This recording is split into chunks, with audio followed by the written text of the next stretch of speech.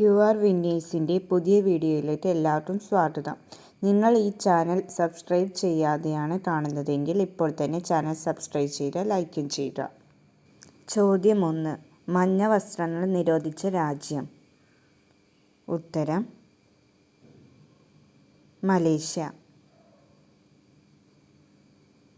ചോദ്യം 2. പട്ടിണി രോഗം എന്നറിയപ്പെടുന്ന രോഗം. ഉത്തരം മരാസ്മസ്. ചോദ്യം 3. പെൺകൊതുക് ഒരു തവണ എത്ര മുട്ട വരെ ഇടും? ഉത്തരം 300. ചോദ്യം 4.